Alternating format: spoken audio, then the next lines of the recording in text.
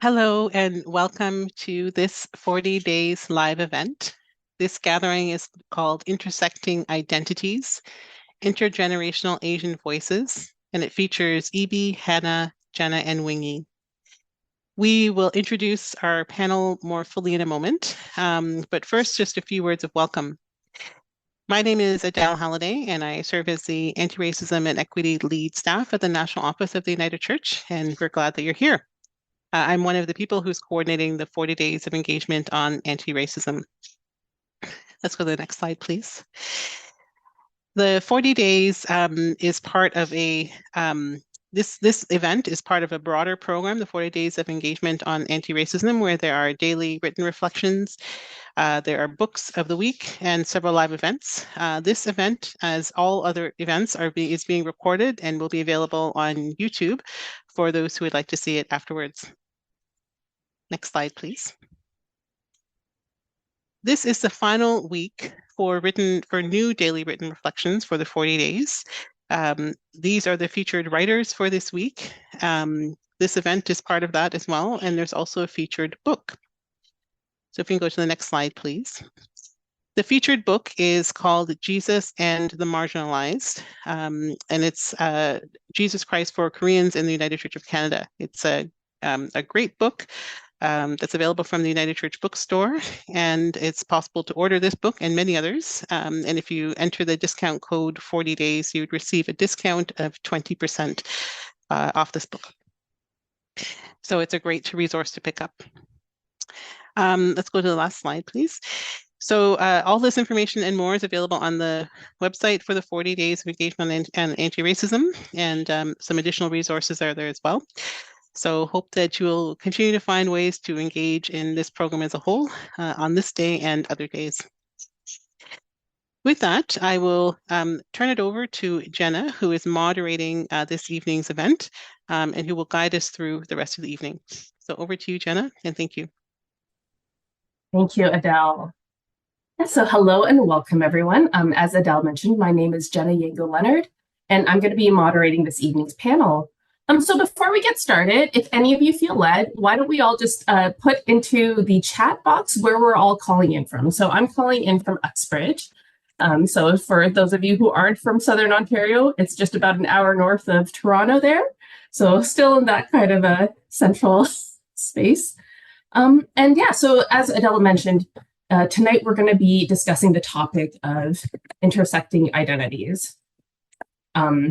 With the focus on intergenerational Asian voices. And I'm so pleased and so fortunate to be able to present here today along with our panelists here, Wingy, Hannah, and Evie.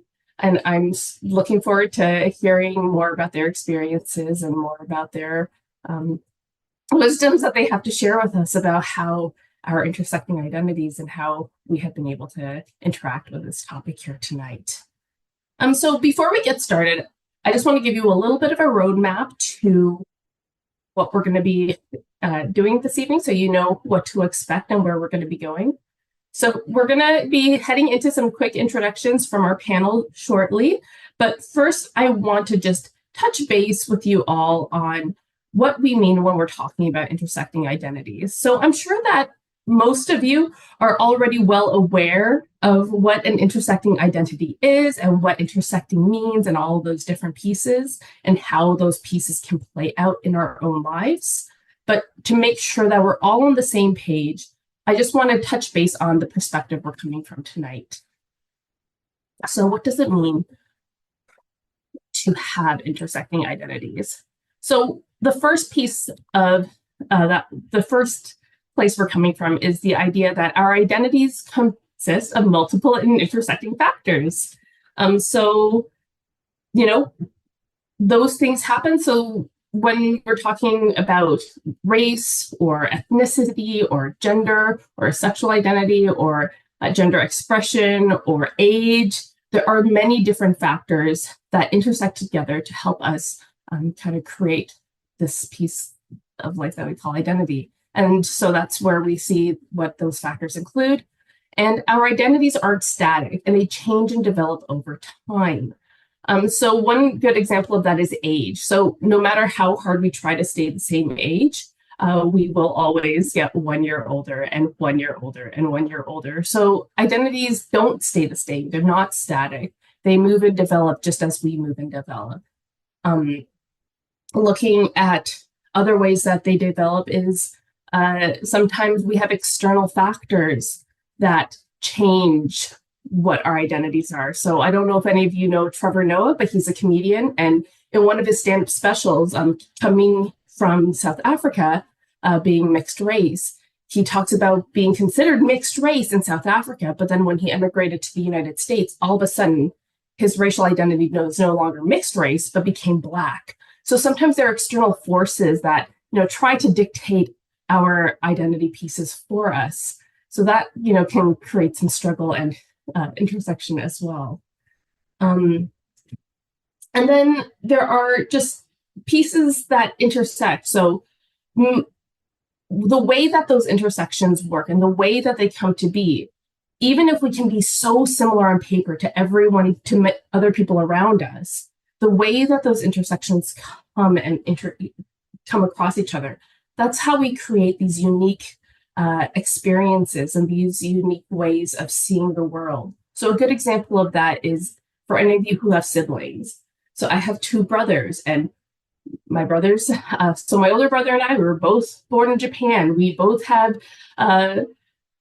interracial parents. We both grew up in Scarborough and went to school overseas and had all these similar experiences. But because of the ways our identities have come together, even though on paper, so much of our lived experience is the same, those pieces of identity and the way that they come together really create these unique experiences for us.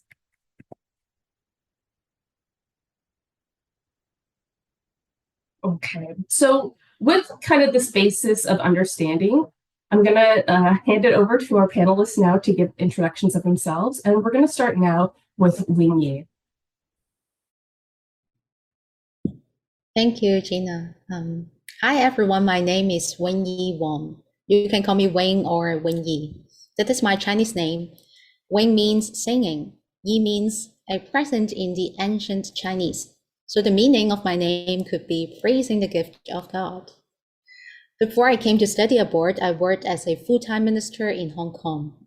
After finishing my Master of Theology in Preaching in the US, I embarked on my doctoral journey in Toronto. Currently, I am a PhD candidate in homiletics at Emmanuel College, University of Toronto. I am now a member of College Street United Church, serving as both a preacher and a children minister. I also regularly do supply preaching at various United churches, including trilingual Asian diaspora communities. Thank you for having me today. I'm excited to share and learn from all of you this evening. Okay, thank you, Wing. Hannah, can we get some? Let's hear from you next. Thank you, Jenna. My name is Hannah Kim-Cragg. My pronouns are she, her. I am a racialized settler on Turtle Island, and I hold both Korean and white Canadian heritage. I grew up in the church, and I'm often known by association through my parents, David and Haran Kim-Cragg, who are very active in the United Church.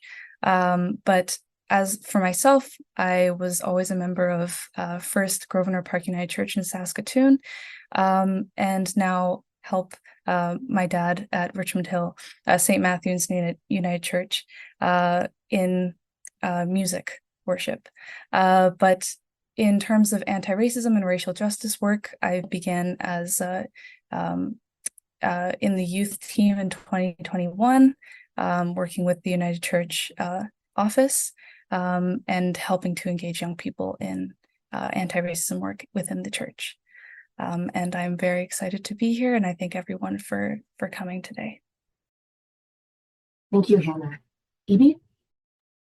Hi, thanks, Jenna. Hi, my name is Ibi, and you see my last name is Chuan, and I'm the Taiwan indigenous, which is belong to a tribe called Bunun. So if you know Taiwan, and we live in the central mountains. So, and you can Google my tribe. My full name is Ibi Sokuman Tanapima Takbanwat Bunun. There's no last name in it, so don't bother it. Just call me EB. So I'm now serving in the Cranbrook United Church in East Kootenay in British Columbia. So serving in the main white dominant church. So this is a really good place for me, and I've been serving here for 7 years, and I've been part of the United Church for over 7 years. So I'm also part of the Anti-Racism Common Table members, and thank you for having me, and good to see everyone tonight.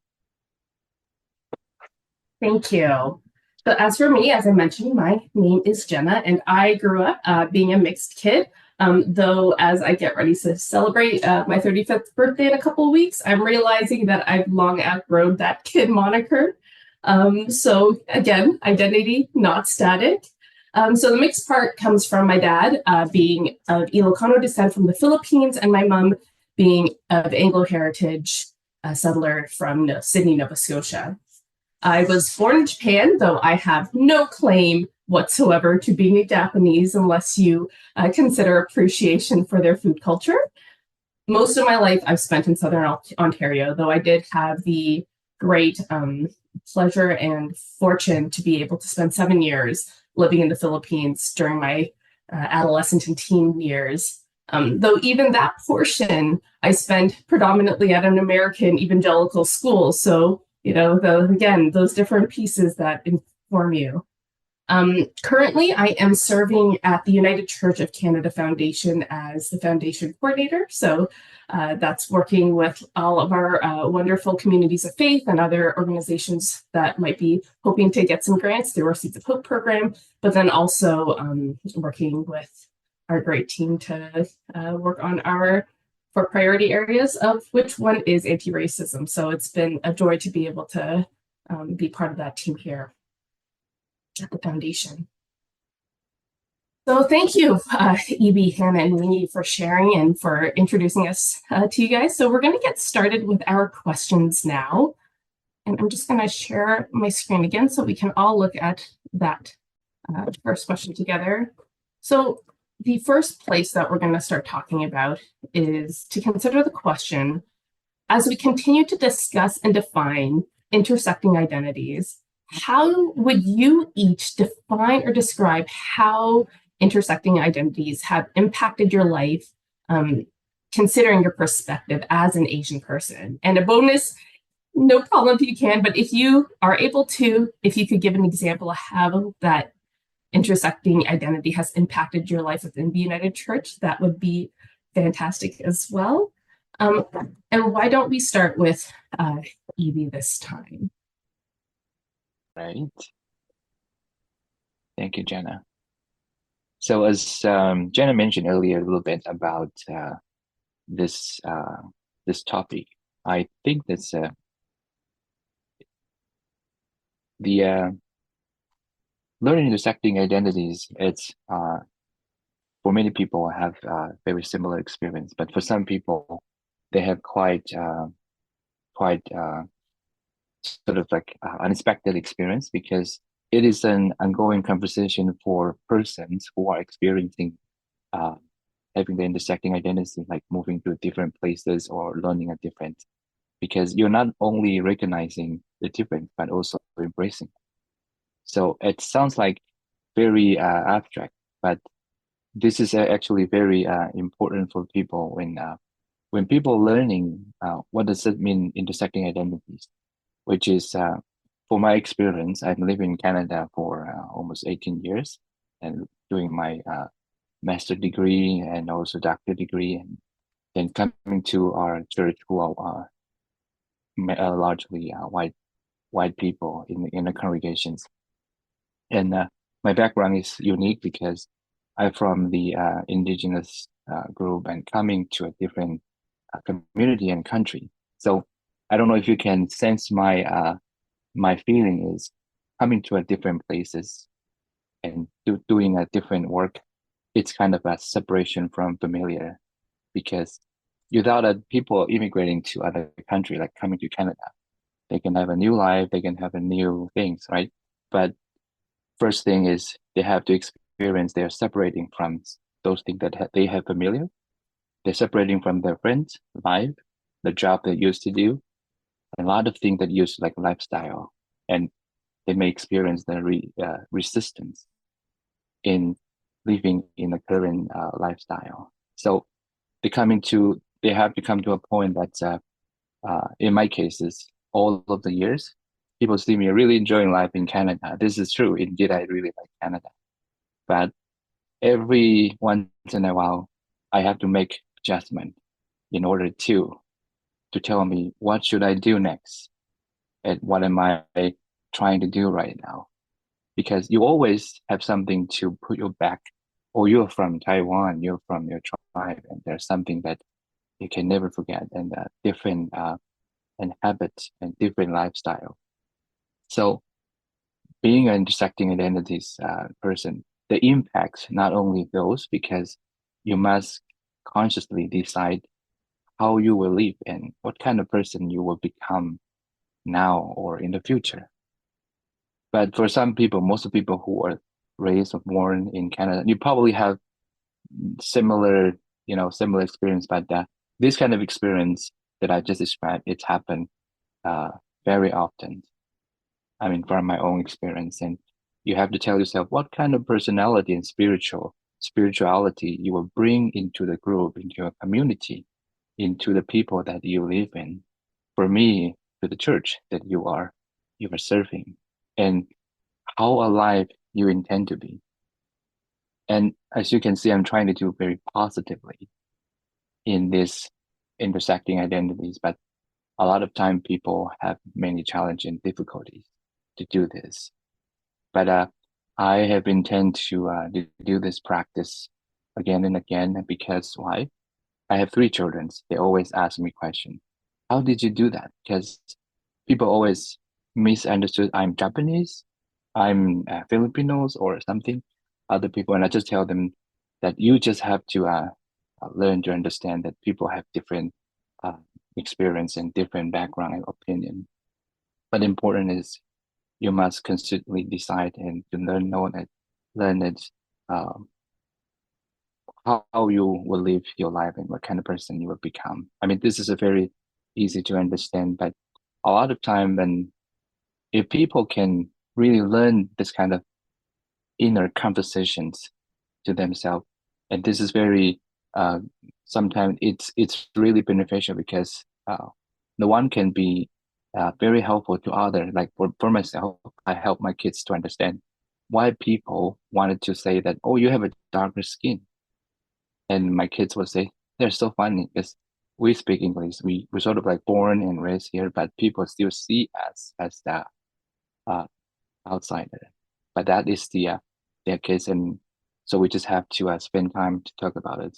You just have to try to not distracted by those, because they may have not yet learned the different cultural perspective or different identities that other people have.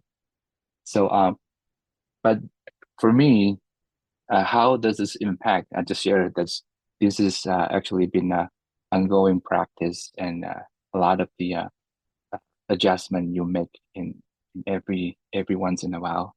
But I realized that when my background was the Presbyterian Church back in Taiwan, but when I came to Canada, joined the United Church, I realized the United Church have given a really broadened view on this intersecting identity, because not only in Canada people can experience the races, but back in Taiwan or other country, you might have something similar happen. But in United Church people, I'm not saying that everyone is anti-racism, but they do have something happen as well. But I'm saying that in the United Church, it's very friendly. People are trying their best to make an effort to create a better environment and make a better world for everyone. And I have learned and beneficial from this, and that's why I love our church and not United Church. So I mean, this is giving me a lot of the new perspective, because having the intersecting identities and actually can bring a lot of possibility. But I will just stop sharing from here so we can hear others. Thank you, Ibi. That's great. And I take to heart your mention of just how you have to always be conscious and make those constant adjustments. It's never just life as is. There's always a constant movement. Thank you. Hannah, can we move to you next? Thank you. Thank you, Jenna, and thank you, Evie.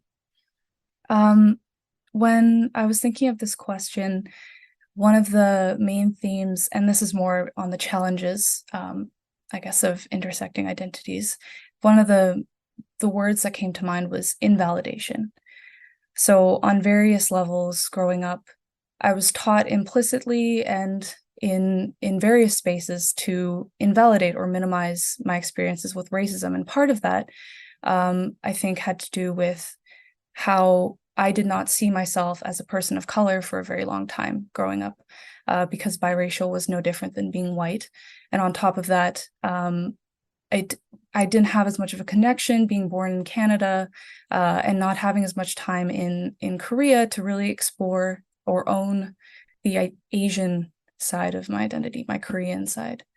But even then, I struggled with the common experiences of the Asian diaspora in Canada with stereotypes of the model minority, where we don't talk about our problems, to kind of put our head down and work. And so on top of that layer of not really feeling that I could validate my racialized identity, I couldn't really, I still struggled with the racism that existed in all the spaces that I was in school and through the media. And on top of that, being a girl growing up and taught to be understanding before being heard. And so all of this insecurity with being biracial and having these anti-Asian racist stereotypes and this gendered aspect to it that kind of taught me to be more silent and to listen and to not really have these thoughts on my own, even though I did and I was thinking about it, but not sure how to really navigate them. And then in church spaces, I think kind of touching on growing up in UCC and being a younger person in church spaces, it was natural for me to be a listener. And even though there were opportunities to engage in the service and to participate, they were very selective.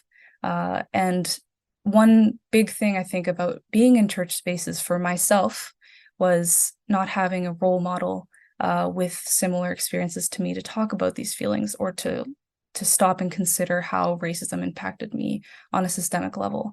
Because much of the education that when I was growing up was on the individual racism and how people have a personal responsibility to be kind to others and to be accepting. So even now in church spaces and in spaces where there's decision making, I do still struggle with validating myself to propose ideas with confidence. And I've obviously grown a lot that I can own what I denied myself for such a long time of being a person of color.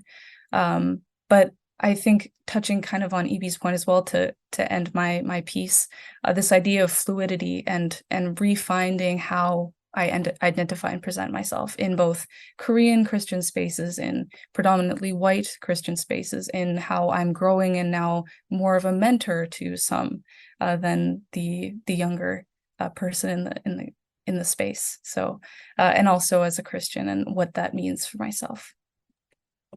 Well, that's great, Hannah. I take your point of that feeling of being invalidated, especially with those identities of Asian and the stereotype of the passive Asian as well as this passive woman. So I really take to heart those comments you have.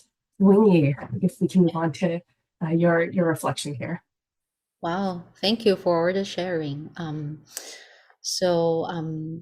Yeah, when I think of this question, I agree that what Jenna shared with us at the very beginning, that intersecting identities refer to the multiple dimensions of a person's social identity that intersect and interact with one another, shaping our worldviews and experiences.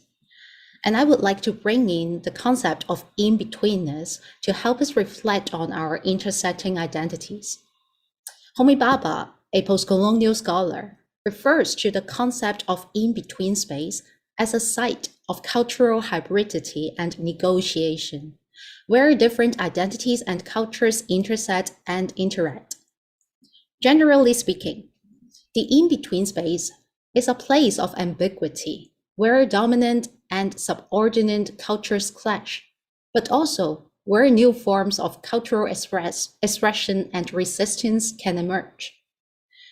Let me share my personal experience of in-betweenness as an example to illustrate how it has shaped my understanding of intersecting identities.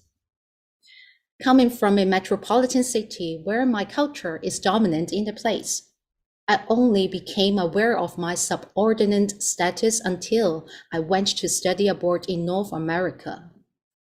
Suddenly, I found myself categorized as an Asian woman, a term I seldom thought of before. This clash between my subordinate culture and the dominant white culture in North America made me realize that I was being racialized, meaning that I was seen as a non-white person on this land. My skin color, accent, and appearance influenced how people perceived me. I became a racialized person, navigating myself in a strange world, wondering where I truly fit in and feeling like I am living in an in-between space. However, this in-between experience has also created a new chance for me to deeply reflect on my intersecting identities. Having migrated from Hong Kong to the United States and then to Canada in recent years, I've come to realize that hybridity is the true essence when it comes to one's identity. I am a Hong Konger from a traditional Chinese family. I am an international student and new immigrant in Canada. I teach people how to speak better in a language that is unfamiliar to me in my preaching class. I am also an Asian woman attending an English-speaking church as a regular member and supply preacher. The experience of living in between spaces and cultures reflects the complexity, diversity, and beauty of ourselves and our world. It shows that both we and the world are not simply black or white, English or Chinese, but we are non-binary, hybrid. And these are many intersections where new conversations and possibilities often emerge from these in-between spaces. And I believe that God is present in all these in-between spaces. My hybridity has allowed me to experience God's love, helping me navigate myself in this world and enabling genuine conversations with many people.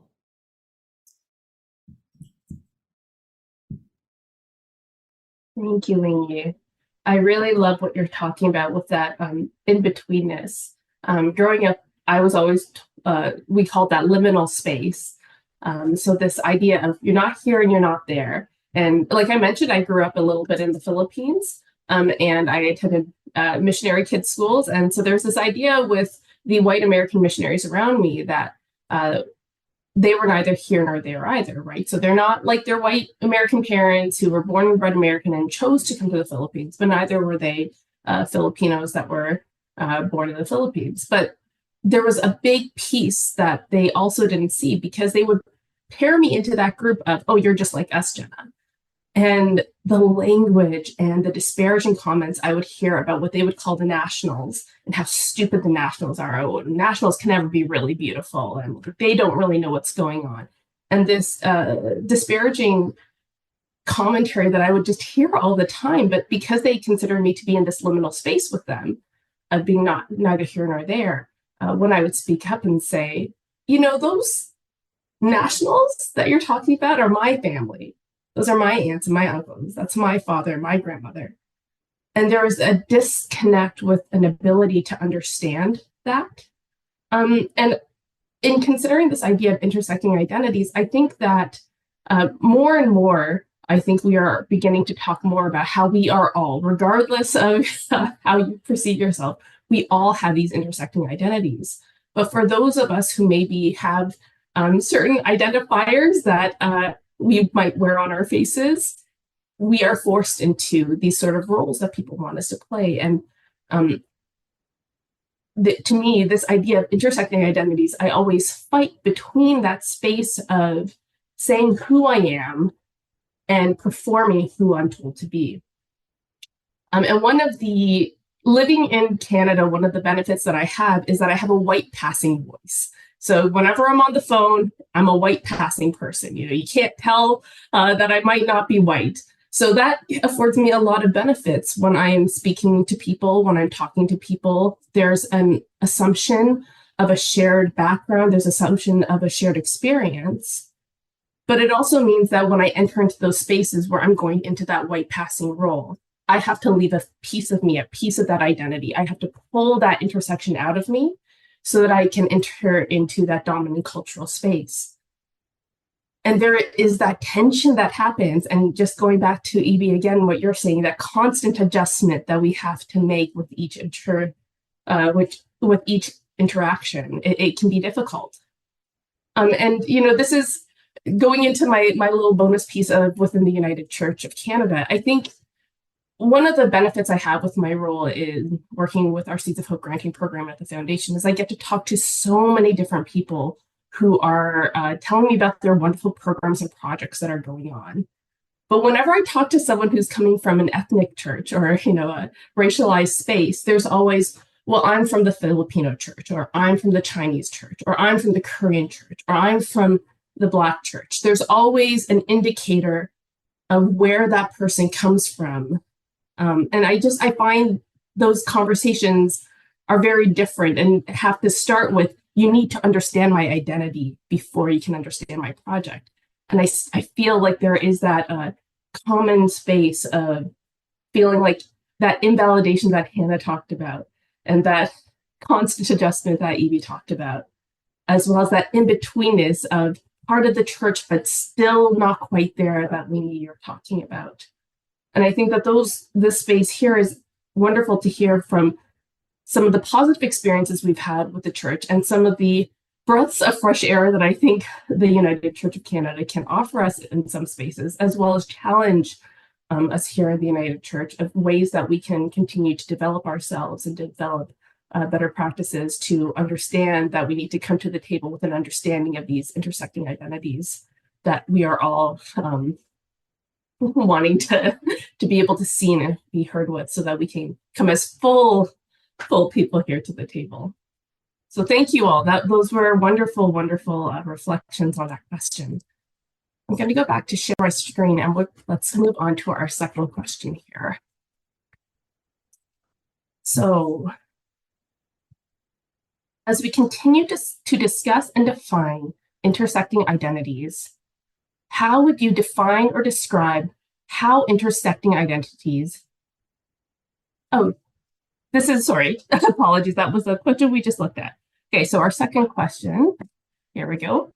What are some common misconceptions that you have experienced regarding what it means to be part of the Asian diaspora? And how have intersectional identities, whether or not it's your own or others that you might be encountering, shaped these misconceptions? And then that little bonus, have you ever encountered any of these misconceptions within United Church spaces? So Hannah, I think we'll start with you. And I know you were talking a little bit about that connection to the diaspora. So I'm eager to hear what you have to say. Thank you. My piece is a bit short for this question, but because I know for many racialized communities, and not only the Asian diaspora, the idea of being a monolith is a common misconception. The assumptions that people carry about you that invalidate the varying and diverse perspectives that we've shared in this space together, and many, many more that are not in this space. And so kind of putting that pin there for my own experience, and one that I feel has been common in the church, in both predominantly white Western Anglo churches and in Korean church spaces that are in Canada that I've encountered, is that the idea of being mixed race or biracial and that identities has been sometimes fetishized by people or idealized, especially in Canada, where we consider ourselves to be a multicultural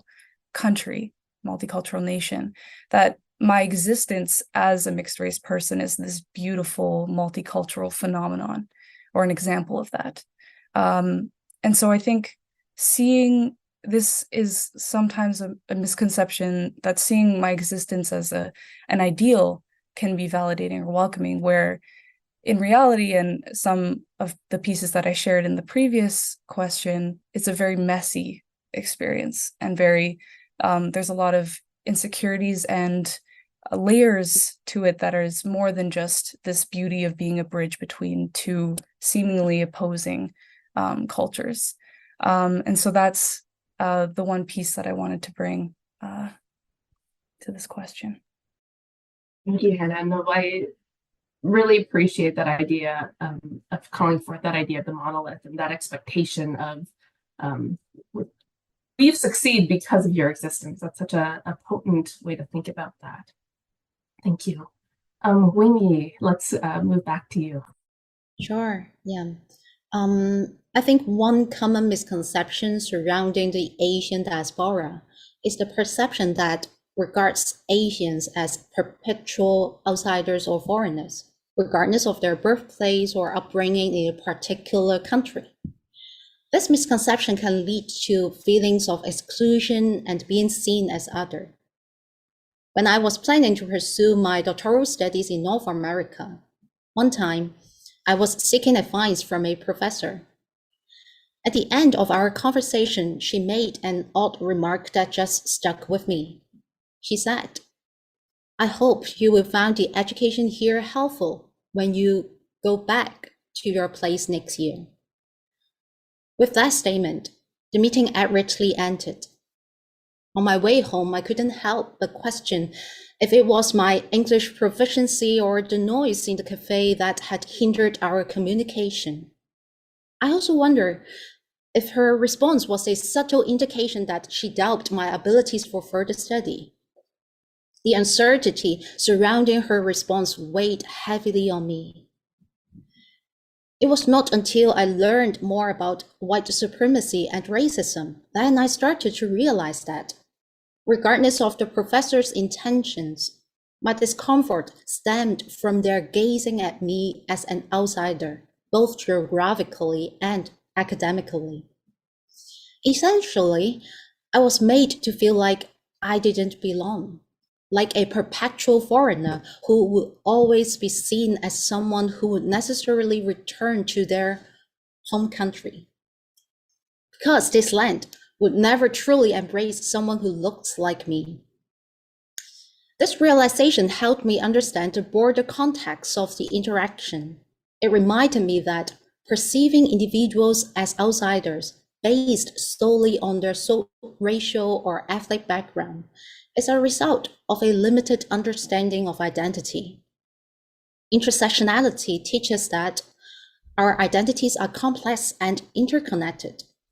Asians within the diaspora also hold multi-intersecting identities beyond their race or ethnicity, just like what Hannah just shared with us. Thank you, Wing. Yeah, I really appreciate that calling forth the importance of recognizing that those microaggressive comments that people make, those pieces that continually remind us that we are other and that we don't quite belong. It's easy to think, oh, well, when someone says where you're from, they're just trying to be polite. It's just a question. But oftentimes those microaggressions are what remind us, oh, I'm still not quite enough like you. Thank you. That is a good reminder of how important it is to consider language and how we interact. EB. Jenna, and thanks for Wing and Hannah's comments. And then this is really your comment also relate to my own response to this question as well. Because lot of people know there's many immigrants or Asian people coming to Canada, and they simply ask them, you have to become a blank of paper and learn everything and renew, relearn, and let go everything because you're now in this country, so you have to learn to be a Canadian. But this is actually you're simplifying in language to ask people to live their life, this is quite dangerous when you in introducing people to Canada. This is actually quite misleading sometimes because you can't ask people to let go their own identity, because the identity, as we say, this is an ongoing process, and this is accumulating a lot of the beauty and riches and in developing your identity.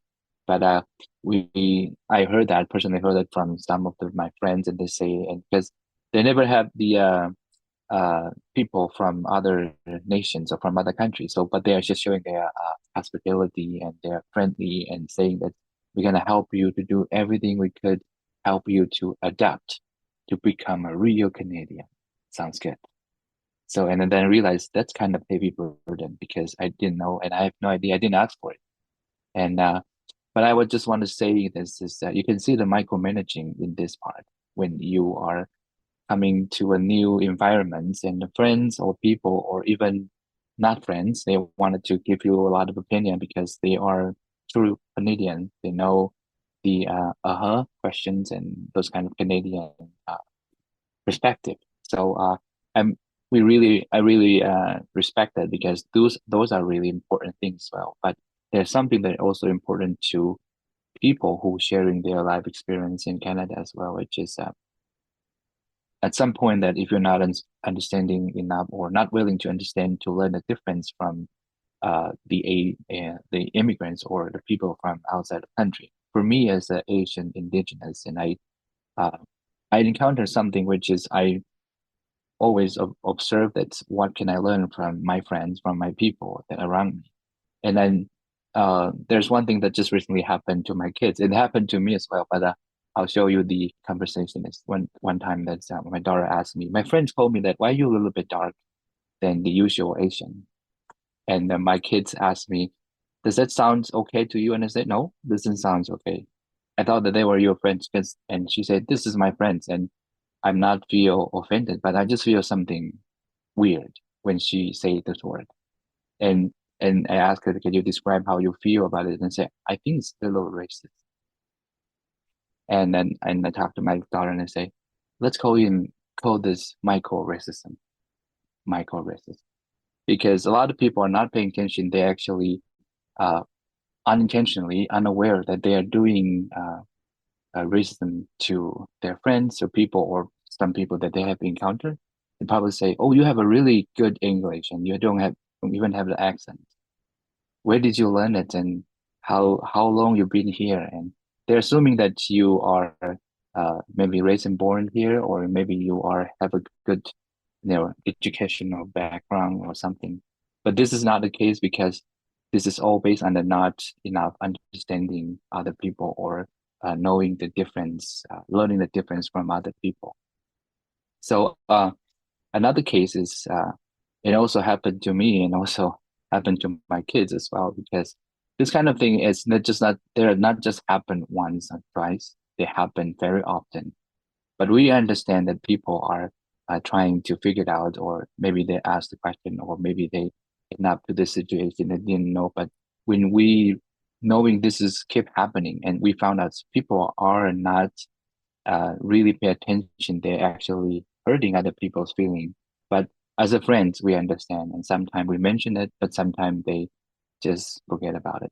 But there one thing that I want to just share to this question is a lot of people notice that a lot of Asian or immigrant people, when they respond to the white people or raised and born Canadian, and they say, "Oh, you people are very polite, very kind, very funny, and very humor." And I believe a lot of people are very positive and very friendly. But you have to know, a lot of people, they showing their humor. For example, when my daughter's friends tell her that you have a darker skin, and she just like, well, I can't help about it. I can't help. And people just laugh. Okay. So she's in front of her friends, she kind of showing her humor. But you got to know this is her helpless reactions. She has no answer to those questions. And her friends, and she also, they laugh about it and then think gone. And next time it happen again to other circumstance. But you got to see not only the kids and also the adults can happen to this. Or even you have a really nice accent. It's different than the other people when they speak in English. And I just said that so what do you think about it? And I said, I think you are pretty good in English. And I laughed. And that is actually not that I really admire or appreciate they say it, because I really helpless. I don't know what to say because you are actually marking my English in front of me. So should I say thank you for marking my English level, or but this is the reaction when people are facing those micro racism and being vulnerable, and they want to resist, they want to react those discrimination experience. But instead of saying something or respond to them, they just laugh and showing their humor action. And I said, well, I can't help about it. My skin just dark as it is, so there's nothing I can do. So people will laugh, but you got to know people who ask the question, they will forget about it. But people who answer that you ask, they remember them for a long time. So I just want to say that people used to misunderstood that people are tend to be okay. They are really happy all the time and privileged to be being part of this in these places. But a lot of time people need to know that why are those people having the same reaction when I say their accents are good, and when I say the skin are different and the fingers are look different, why they are all smiling at us. But you got to know that's a signal. Okay. No, Evie, I really appreciate those stories.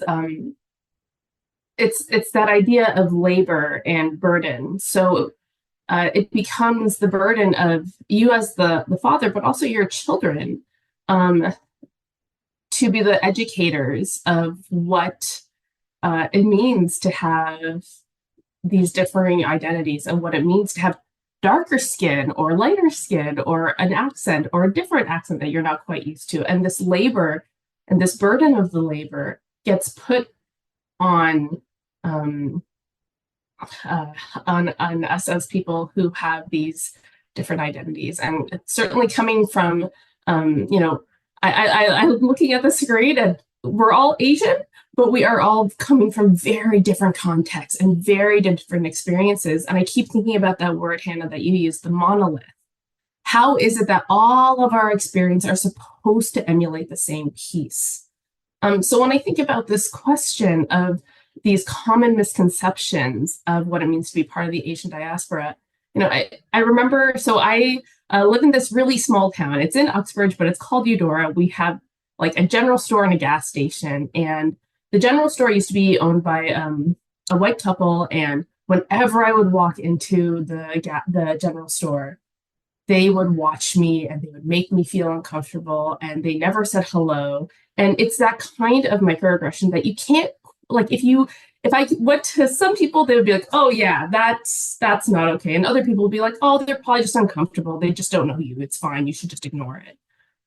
But then a couple of years ago, the general store was bought by an Indian family. And, I've gotten to know this family quite well. And whenever I go in, we chat and we talk about, what it's like in our prospective warmer countries. And we talk about where our kids are at in their development and all of these different pieces. And they have this one cashier, and she's also white. And there was one day where I noticed her just shrink. And I could tell, oh, she's uncomfortable because the experiences that I'm sharing with this Indian woman are experiences that she has never encountered in this small white town. She doesn't know where she fits into this space now. And it was just one of those moments where I kind of realized I'm in this space of freedom to be able to bring my full identity to the table. And in this moment, for the first time, perhaps, this other woman, this white woman, felt, oh, I don't belong in my own space anymore. And I think that those are some of those feelings that we all are navigating every day. And again, bringing forth that burden of labor of who is carrying these conversations. And when I think about, how these pieces play out, I think there's this idea of tokenism. And I think there's a lot of fear with encountering these conversations from white spaces. So it's too easy to say, okay, well, Jenna, you're a person of color, so I'm not even going to deal with the race stuff. This is all on you. But I think that what I'm hearing is in these conversations is we can't, how are we meant to be the ones to bring the conversations forward if those conversations aren't also coming forward from the majority spaces, from the white spaces? And if we're trying to be forced into this monolith, then how can we bring forth those conversations in a way that will enact real change and really push towards anti-racist practice?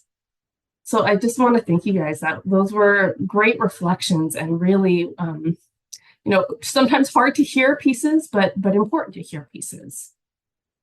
So we're going to go and move on to, this is going to be our last kind of prepared question here. So if for all of you who are joining in on our conversation here, if you have other questions that you'd like to ask, please feel free to write them in the chat, and we'll take a look at those once we finish here. But our last question is, what are some practical or concrete actions and mindsets that you believe individuals and institutions can adopt to develop a posture that supports and encourages Asian anti-racism? So can we give some related examples or where we've seen these actions and mindsets lead to positive anti-racist change? And so, Evie, we're just going to jump right back to you and get your reflection on this piece here. All right. My response to this question would be very short because I've said a lot in the first two. So I would say this: the practical actions on this for the mindset of the understanding is to learn to understand people's needs and situations, because people always have different background and different circumstance at any time. But not only just the Asian or immigrants, everyone's can be in that position. So intersecting identities is not a bad thing. I want to say and encourage the people out there that it's actually a blessing, because the more that you experience your life, if you're positively embracing your difference, then you actually can create an opportunity to be really helpful to other people. And then you can become a blessing as a hand of God to serving other people in your place, in your positions. And finally, I want to use one of my tribes, Bunun's philosophy, to encourage and share with you about our goal in our life, because in one of our philosophy is in the Bunun tribe, we human is one of the beings in the creations. So our goal is to be part of the harmony in the creation, instead of becoming a center or dominating others. So we have been taught this for 1,000 years in our tribe. We never wanted to be a boss, be the controller. So that's why we speak to trees, we talk to animals, and we sing songs to the rivers and mountains, and we are asking support and help from the clouds. And those kind of practice we've been doing for 100,000 years. So I want to share with this that we human being as actually we consider as part of the harmony in the creations. So when you see that, you found out that you have no different than the others, because everyone's are in the same blessing creations that God have created.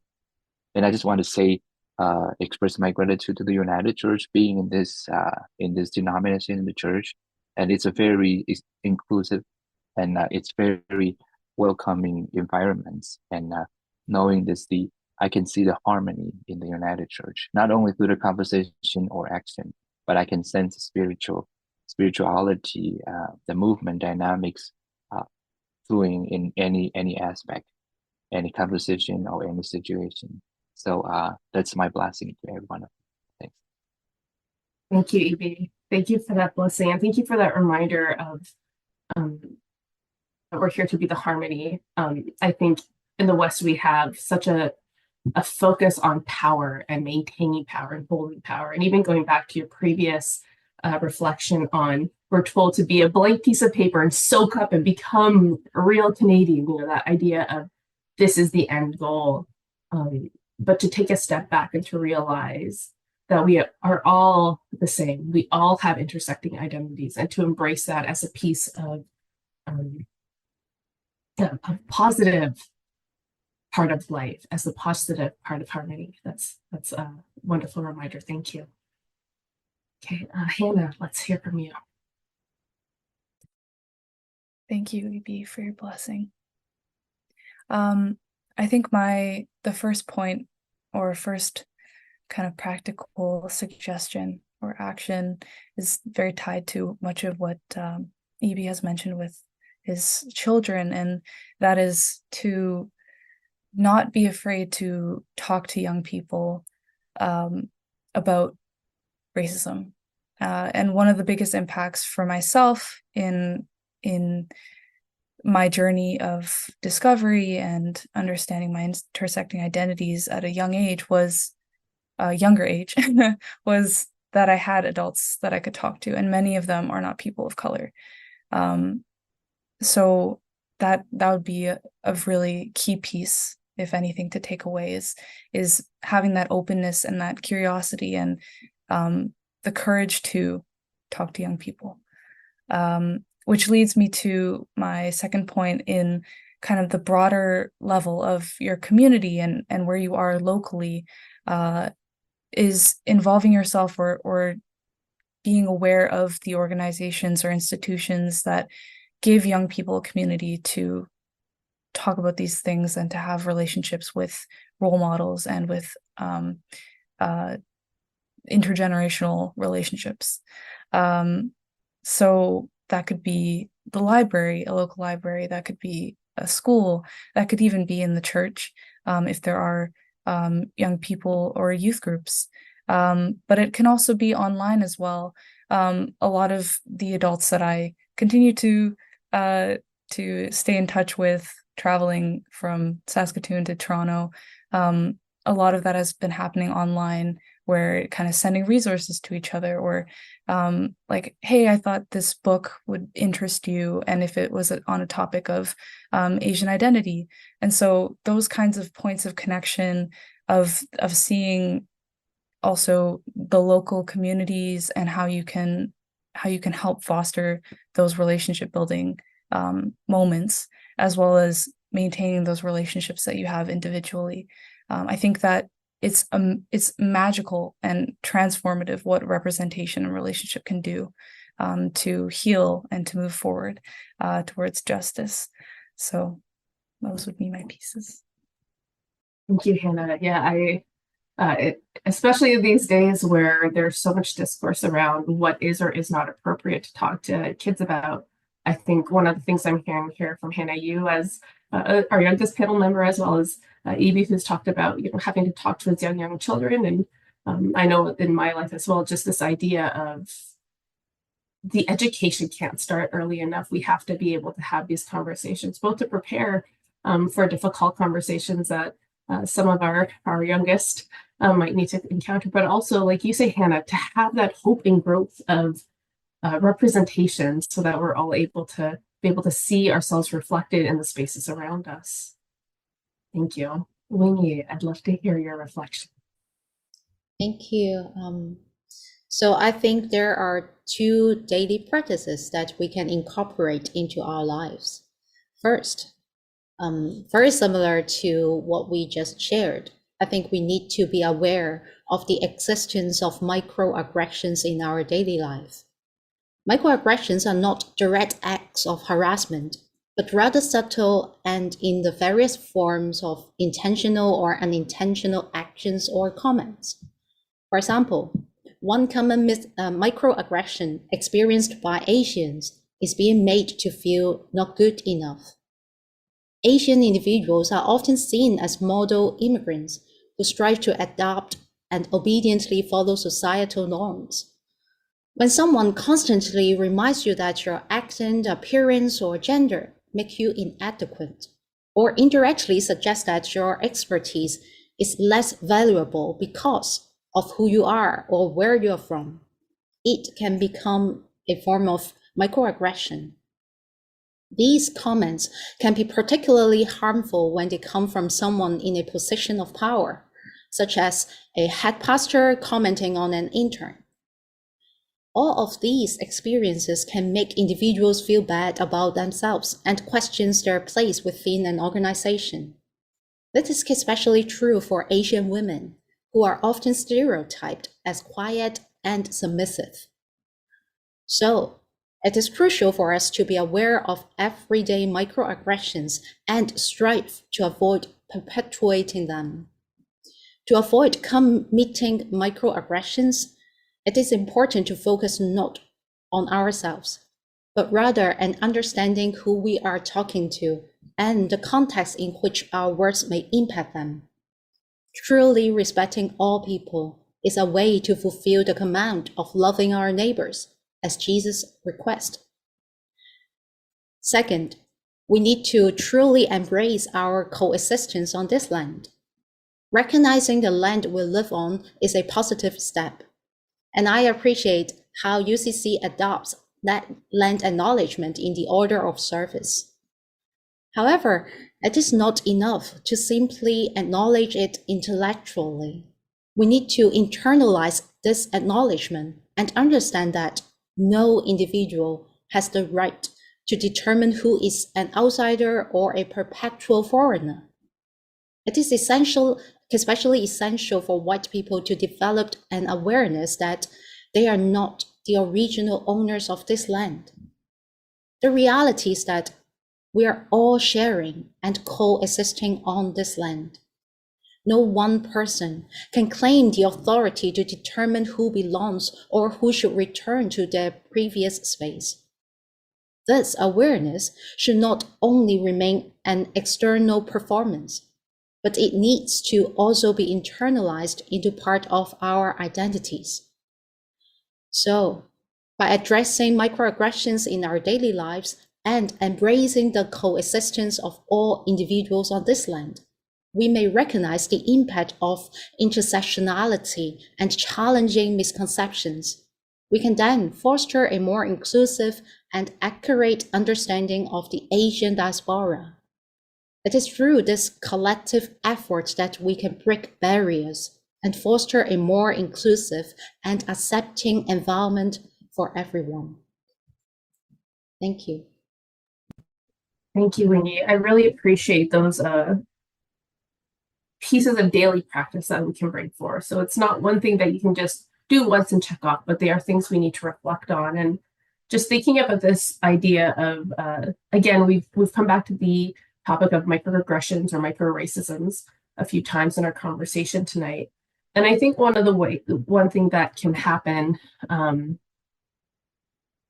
is that we can become props in other people's stories as we become that kind of model minority or that model person to be able to speak into what these things are. But we aren't props. And so we can't be props whether or not it's through we've done your land acknowledgement, so now let's move on, or any of those other pieces. We are full people that want to be able to participate fully and bring all parts of our identities to the table.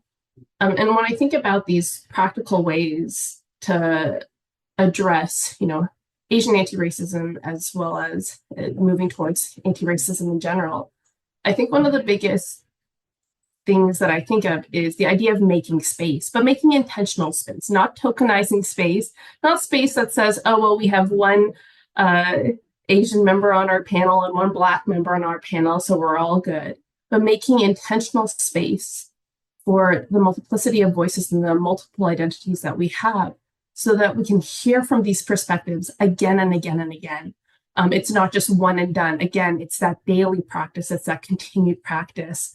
And sometimes when I have seen people make space, it's, again, that, oh, well, I can't talk about this, so I'm going to bring someone else who can talk about this. But making space isn't just calling someone into a panel. It's not just calling someone into a position so that their face can be representative. Making space means really creating a place where they can take those people and those experiences and those identities that we're trying to see and have represented can take full ownership and can say, this is who I am, and this is why my perspective might be this way. This is why people like me may also feel the same way.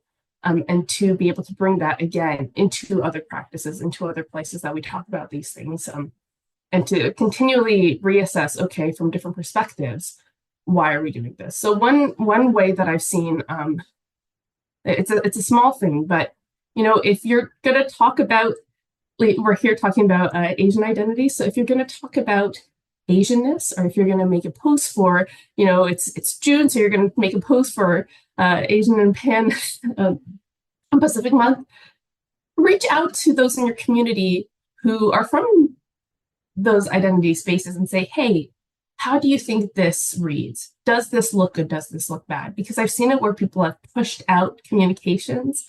They haven't done the work to talk with the people around them, and it's not hit the mark, and the communications or what we're trying to say just don't work out well. And I've seen it where it works really well, because that extra step of daily practice of saying, no, we need to bring people, we need to make that space, has really helped to bring forth that representation that Hannah was talking about. So that's the end of our kind of main questions here. So I know that I do see at least one question in the chat here that we'll get to in a minute. And if anyone else here has any questions, please, again, feel free to drop them in the chat and we'll get to them, and we'll continue on the conversation for a few more minutes here. But Donald Brown asked, what should people say to begin a relationship of understanding the people of different cultures? I usually start with, I love your accent, as I find accents beautiful. What should I say, and how do we begin that conversation? I think that's a really good question, because I think, again, Evie, you were talking about Canadians coming from this happy, joyful, funny stance, but sometimes those interactions can mask some of the feelings that we may be feeling. Hannah, or you or Evie, Evie, I see you've unmuted, so I'll pass I'd like to answer the question. Thank you, Donald. This is a really typical question that I've been asked 100 times in the past, and until certain time, the people never ask me the question. They ask me, instead of asking my English, where did I learn, how did I do this, and they ask me, let's go for hockey game.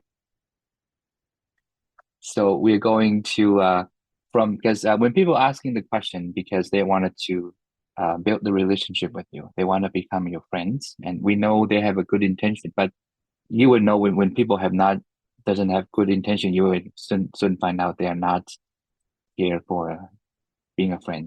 But for people who want to make friends, people will sense that you are humbling yourself and you wanted to get to know them, get to know more about them. And my friends, when I was studying in seminary, and a lot of students and teachers, when they first come to me and then they say this, "Ibi, do you know there's a hockey in Canada?" And I say, "I heard about it." And I say, "I have an extra ticket. Want to go?" And I say, "Sure, let's go." So then he introduced the culture, the hockey culture and Canadian things. And we went to there and he showed me everything. And he never asked my English or my accent. And then gradually, and then I began to have trusting. There's a trust in the relationship. So whenever he say after that, we're bonding together, the friendships already, and he is now officially built up a relationship as a friends. Then you understand when people are asking you some parts or question, and they have a good intention for you. Because when friends are truly friends, they tell the truth and they be honest with you. And they say, "Ibi, your accent are stuck. I can understand when you say this article." But I always say, "Okay, how should I say that?" But this is a really good and helping. I mean, this is the part that when friends are helping friends, and it's never about the Asians and accent anymore. But when you first come front to friends or that you never met before, try to introduce yourself and help them to understand you or understand the environment. But I would say this leave the English or accent for later conversations, because they're already very nervous about learning language when they first come to Canada. And then you don't want to give them too much pressure and very stressed about English and language. So, but that's my my experience. Maybe some other can answer. Yeah. So Wayne and Hannah, if you have any comments, feel free to pipe in. But I also see another related question from Pauline. What would be an appropriate response if someone tells me that they love my accent, especially when I think the comment has racist connotations? That's such an interest, I mean, it's one of those pieces, right, that we all live with. How do you respond to questions that make you feel uncomfortable? Yeah. I'm not sure if any of our panelists here have a response to that.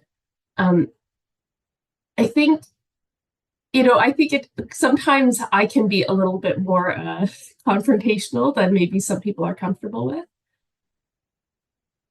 But I think it's okay to say, return that. Oh, you love my accent? I love your accent also. There are those reminders that because someone might think of themselves as being normal or the base, this is base level, flipping that question back to them and saying, oh yeah, your accent is really lovely too. Where does that come from? Even if it seems so obvious, I think that those are really important ways that we can take those questions and show them that we all have a way to answer them. And it's kind of like that piece of, where are you from? Where are you really from? You know what I mean. Where are you really, really from?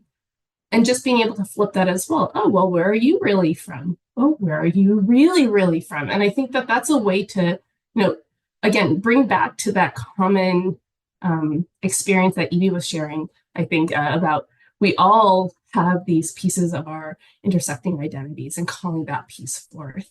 I'm not sure if anyone else has anything to add. Evie? If I can respond a little bit, I have those conversations in the past asking me, where are you really from? You don't look like Taiwanese. You don't look like Chinese. You don't look like Thailand. And I say, I'm Taiwan indigenous, And I try to share more experience and more knowledge or information about my background. But sometimes some people, they're not up to that. They just want to figure out where you're from, and that's it. So then they feel content and they just walk away. Some people, they just not here to be your friends, and like they're here to wanted to some people wanted to tell you something, and if you are really into that conversation, you might into a trap. Some people might wanted to know, okay, where are you from and how did you get here? And what is your purpose at the first place. But I found that that's very very not friendly in the conversation. So usually I just when I was younger, I just laughed. I mean, the sense of humor. And I say, oh, you are so funny. I don't really know how to answer you. And then I walk away. And because this is not a proper conversation I would like to have. So you don't have to take this on your shoulder when you encounter those kind of people are not understanding your situation, not knowing you, but they pretend to know that you need to get help or you need to hear something from them. But this is the conversation that I always say, if I talk to 10 years younger of me, and I'll tell them, just Evie, just walk away. You don't need those conversations because they're gonna discourage you, even though they didn't aware, but when you go home, you would think about them. Why that man say that my English needs improvement, and but they're not even my friends. They're just, passengers that I was sitting together and on the bus, or people just happen having a conversation in a restaurant, in a McDonald's restaurant, and they're just asking from the curiosity. But sometimes they did not pay attention. Maybe they're not they are unaware. They're saying those things might be hurting others people feeling hurting them idle after the conversation. And I would say that when people are asking you from the bottom part as a friend, they give you a very comfort space. As Jenna said, that there's a space already created for you. So when people asking a certain questions or some certain content, you feel safe and you feel okay to respond them, and you feel supported. So, and it actually depends on the different situation. So friendship and trust in between is really important. And yeah, can I respond to a bit about Pauline's question, attitude of your response? So from Pauline's question, I think it is a situation when we feel like we wonder if we experience a kind of microaggression. The lie itself sounds very neutral. Yeah, just like what we just shared, quite depends on how you speak it, your gesture, and our relationship between the speaker and the recipient, right? But at the same time, the person who received the comment feels like, oh, we start to keep thinking, is there something wrong there? And what we can do to a situation like this, right? I think the question is asking about the acts that we can respond to a different kind of microaggression. And the question reminds me of an example from my friend, what she did when she faced situation like this. So let me share briefly of her story with you all. Then maybe we can think of what we can do to respond that. So I have a friend, she's also a graduate student, and in one of her classes, the professor referred to her and another Asian women student as young lady, meanwhile calling other non-Asian students by their preferred names. So the first step my friend did is to try to correct the professor multiple times on how her actual name can be pronounced, but nothing changed. Soon then, she started questioning whether this was a form of microaggression or if she was overreacting. Eventually, she decided to share her thoughts with other students who may have similar experiences in the class. And after confirming the shared struggles they had, she made the brave choice to report the situation to the school. Although her action may seem small, I believe that it sets a great example of how we can resist daily racism. By bravely sharing our own stories with our companions. For example, like a group like this, we share our struggles, our suspects, and also share it with institutions that could carry our further actions. We are allowing our voices to be heard, and we are resisting the status quo that is harmful to certain groups of people. It is speaking up for ourselves, and at the same time, it's also allowing others to reflect on their positionality in initiating or sustaining the violence with the words they use or the silence they choose to keep. So I think the action of sharing stories of microaggression is contributing to creating a more racially inclusive environment within our community. I hope it can respond part of Pauline's question. Thank you, Wingy. Yeah, I think sometimes we're forced to speak much louder than maybe some of our peers when we're encountered with these microaggressions, which can be, again, that unfair burden, but that piece of action that sometimes is necessary. So that's, I mean, to report that, I think a lot of people would see that as being an overreaction to something that's not that big of a deal. You should just forget about it, but not realizing that that's not one example that happened once. That's something that is happening every day through multiple moments, through multiple places. And that is just one space where she was able to create a space of change and use her voice to hopefully enact change. Okay, thank you. That was a wonderful story and a good reminder. And thank you, Pauline, for your comment that this is helpful. So I'm just going to call out one more time if anyone has any questions to pop them in the chat. We're nearing the end of our time here, but before we close, I am relatively new to the United Church. And so one of the things that I've been thinking throughout this evening is, what's my experience as a person of Asian heritage within the United Church compared to my experience as a person with Asian heritage, and of course, all the other intersecting identities I hold as well.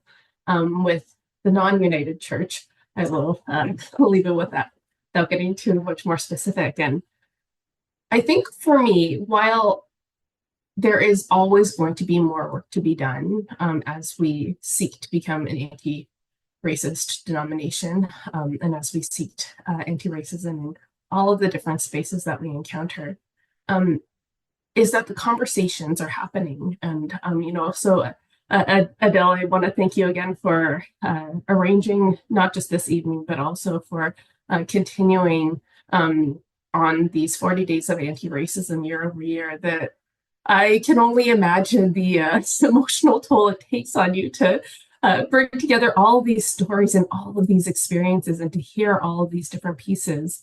But I think for me that this is, one of those experiences that I've had within the United Church that helps me to see that piece of action.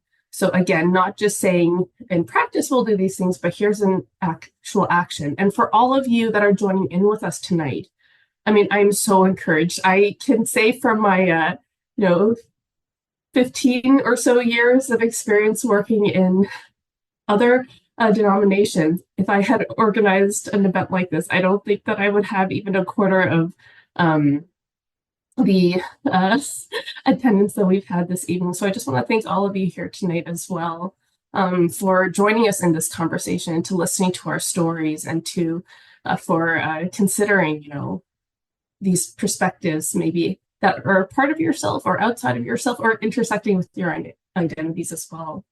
So thank you, Adele. Thank you, all of you who are attending. And of course, thank you, Wing, Evie, and Anna. Sorry. We have one more quick question here. What is an opening sentence then if you are waiting in a doctor's office, for example, if you just want to begin knowing something? So I will open it up, but I just think sometimes it's not about, the things you see on someone's face. It would be the same opening sentence that you would give to anyone else if they didn't happen to be someone of a different race or a different ethnicity, would be my consideration. So what do you do for work is one, or do you have kids? I'm not sure if anyone else has anything else that they'd like to add to that. I'm thinking with that question of experiences that my friends have had interacting with people who want to get to know them, and sometimes there is a little bit of a different social norms in terms of how to start conversations. And so sometimes I think one important thing to note is, like Jenna said, definitely opening as you would to anyone who you'd like to get to know. But if that isn't received in the way that you were expecting, or that doesn't open a conversation, or that you offer or invite someone to speak or to start a conversation and it's not received the way that you were expecting and it doesn't go anywhere, not being discouraged by that or projecting onto them, because it could be for many different factors, just the space that you're in, the environment at the time, that you are not getting that relationship that you were, or building that relationship that you were expecting to. So I think having that reminder, or coming with that awareness of you as a person, and what kind of how your appearance kind of can be in a space and kind of change the interaction that you have. So I hope that helps. Thank you, Hannah. Evie? Yeah, Final I just want to words? share a little bit. Sorry? No, just go on. Okay, I just want to share a little bit my own habits. I have 3-second policy on my own life, because I don't usually talk to people in a clinic or in a hospital unless I am doing the visitation or I have some agenda to work. But if I'm in a random street, or in a store, I have a policy in myself. If a person look at me 3 seconds, I'll talk to them. That's mean you're giving me our permission to connect with you, because And that's based on some studies. And when people interest you, they not stare, look at you for a few seconds, and that's your really good opportunity to maybe make a new friends and have a conversation. And I always start with a weather. Canadian really like talk about weather, and because the weather here is so beautiful, and I that works every time. I talk to the homeless people, talk to the policeman, talk to the doctor. Whoever look at me 3 seconds, I talk to you and I say, "Hi, sir, how are you doing?" And they were just like, "Okay," and the person talking to me, and when they open the conversation, they probably didn't intend to talk to you, but when you respond to with their gesture, look at you, and they will feel like, oh, you also open to them. So then they actually create a harmony space and building a relationship. And that's how I found many friends and good people around my community. Because a lot of people really are really kind and really nice around in your community. So that would be a good opportunity. I'm just sharing this. Thank you. Okay, so I think that we're gonna come to an end here now. Before we close, on our screen here, you'll see a contact, so anti-racism@united-church.ca. If you have any other questions, or if you have any other comments or feedback, feel free to reach out to that email there. If you want to reach out to the panelists, you can also send an email to that, a message to that email, and they'll make sure it gets to us. And one more note of housekeeping. When we close tonight, and when you click that leave button to exit out of our session this evening, you're going to have an opportunity to take a survey, which is going to be, we would really appreciate if you could fill that out and take a minute or two to give us some feedback on the session and all the different pieces there as well. But just remember that that will come up after you click the leave button. And just as we close here, sorry, give me 1 minute here. I just want to close with a couple of lines from our Song of Faith that we have at the United Church of Canada. It's the opening words that I thought fit well for this evening. God is holy mystery, beyond complete knowledge, above perfect description. So thank you all for joining us. Thank you to our panelists for joining us and sharing with us this evening. And I hope you all have a great evening, rest of your evenings as well. Thank you.